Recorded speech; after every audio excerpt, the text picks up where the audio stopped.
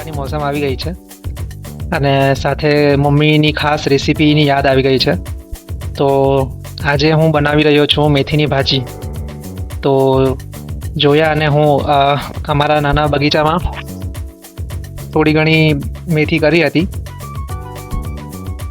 તેને જ અમે આજે આપણે બનાવીએ. શિયાળામાં છે ને આમ આપણે થોડી ઘણી જગ્યા હોય અથવા કંઈક કોંડું જેવું હોય એમાં મેથી નાખી દેવાની આ રીતે, અને પછી અઠવાડિયામાં તો સરસ મજાની ભગભગ એમ નીકળી આવે બહાર, હે ને.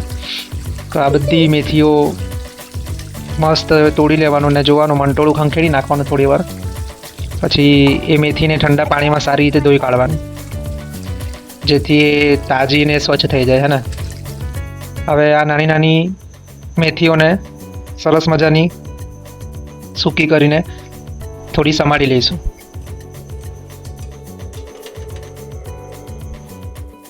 હવે આ નાની નાની ડુંગળી ટુકડીઓમાં કાપી લઈએ. મમ્મી આ છે ને ભાજી બટેટા વિના બનાવતી, પણ મને બટેટામાં નાખીને બનાવવી ગમે છે, એટલે મેં શું કરું છું, આ તેલમાં થોડું ફ્રાય કરી નાખું બટાકાને, અને પછી એમાં આ લસણ અને બીજું નાનું અમથું જીરું, મરચું અને બધું ઉમેરીને એડ કરી દઉં. પેનમાં થોડું તેલ ગરમ કરી લેવાનું. કોઈને ત્યાં પેન હોય તો કોઈને ત્યાં કઢાઈ હોય, હે ને.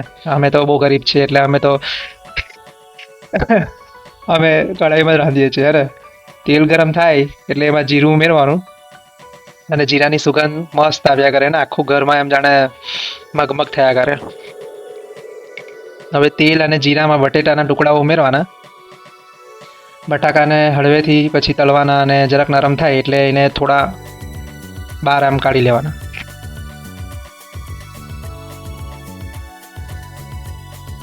હવે બધું જેટલું બી આપણું સામગ્રી છે એ થોડું થોડું નાખી દેવાનું, અને પછી બધું સમારી લેવાનું, બરાબર.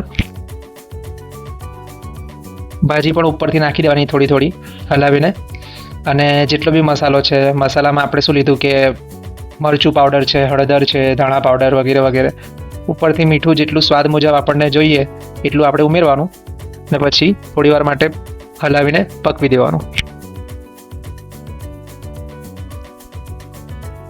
ફ્રેન્ડ્સ, ભાજીને મધ્યમ તાપ પર ઢાંકીને થોડું પકાવવાનું. પછી થોડા સમયમાં મમ્મીની આ શિયાળાની મેથીની ભાજી તૈયાર થઈ જશે, બરાબર.